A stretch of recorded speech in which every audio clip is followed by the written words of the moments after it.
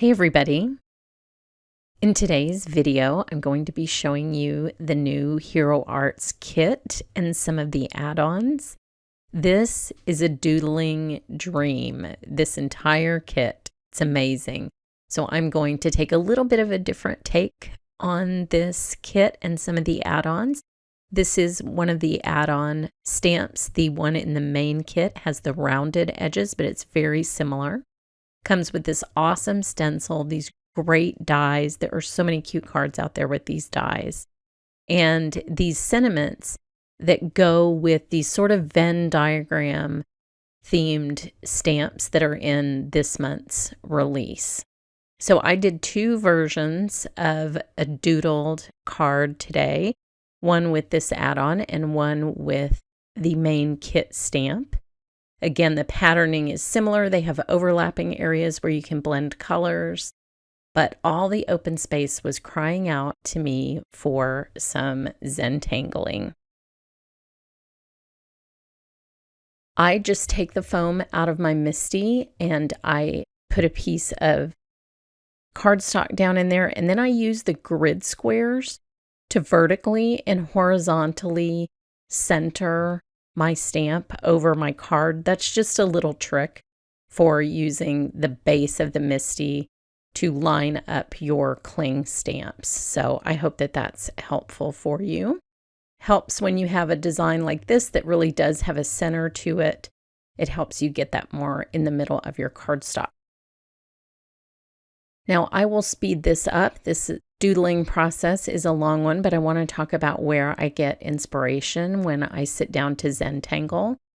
Zentangling is something that I normally do for relaxation. I do it when we are watching TV, and I get my inspiration from a lot of different places. Coloring books are one of the best places to get pattern ideas.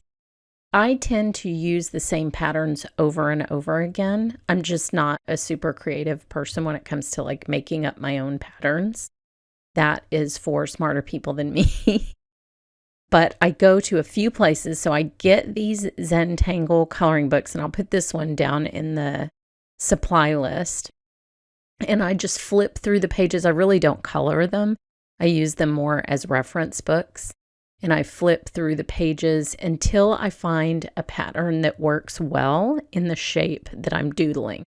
So for example, this center where it kind of makes a flower, these look like petals in the middle, and then it sort of radiates out. This is a small area, so something very simple like stripes, like I'm doing here, will work great. But in the larger areas, I need a little inspiration for how to fill those up. So in addition to coloring books, like the one I have a couple that I really like and use a lot.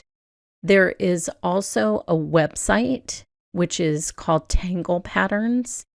And that's a really interesting website if you're just learning to Zentangle, because they break each pattern down into a step-by-step process with the step that you are doing next in red, and it's very clear and easy to follow. So those are creations by people that are original. They have come up with these patterns on their own.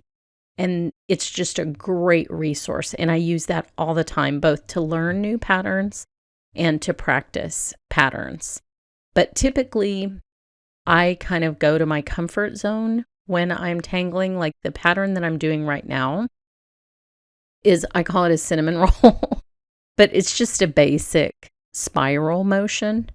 And what's great about this pattern is you can make the circles larger or smaller to fill up the space that you're working on. And so it's sort of a flexible pattern. Not all patterns are flexible and allow you to do that. I don't do super perfect Zentangling. I just do it for the impact of the black and white and the graphic look that you get when you're done Zentangling a big open stamp like this. But there are lots of different places that you can go. When I started Zentangling, there's actually a series of books, and I cannot find these books right now, and it's driving me crazy. But I'll link them below. And I bought them. I think there were 5 of them. And I bought them years ago, and I used those as references. as well as these coloring books.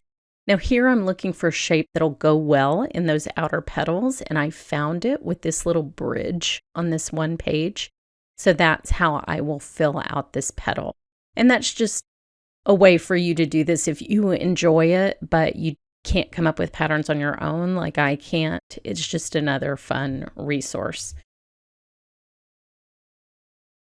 But the majority of the way that I learned when I first started Zentangling was through these excellent books. I can't remember if they were by a single person or if they were assembled. I'll have to look when I'm going to grab the link. Now, one thing that I always try to do is vary the tightness of the pattern from one adjacent section to another. So here I'm both adding a little bit of black weighted line, which helps each section stand out from the section before it. But I'm also doing a very simple horizontal stripe from the pattern in the coloring book. And that is a difference in line type from one section to the other. So I was also doing a heavier line in the center.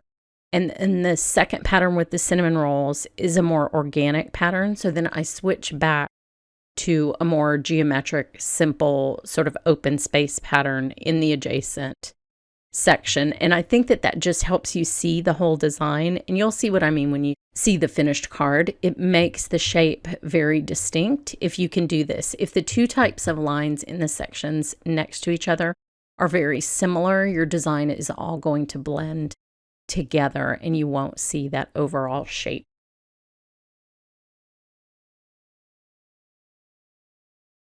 Now, one thing you do have to do is sort of keep your eye on the ball. One mistake that I make a lot when I'm Zentangling is I'm going along on a pattern like this where I'm doing each little petal, and then I accidentally do that same pattern in a non-related section of the design right next to it. But the cool thing about Zentangle is you can always recover. So let's say I was making a horizontal line like this, and I accidentally did the section next to it. I could then just crosshatch with a vertical line, and that would be a whole new pattern, and it would be different from that section. So it's not easy to make a complete mistake when you're Zentangling.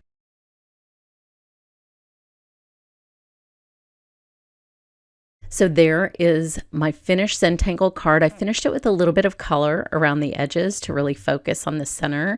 And here is the image from the kit, which I doodled with just white after adding alcohol markers.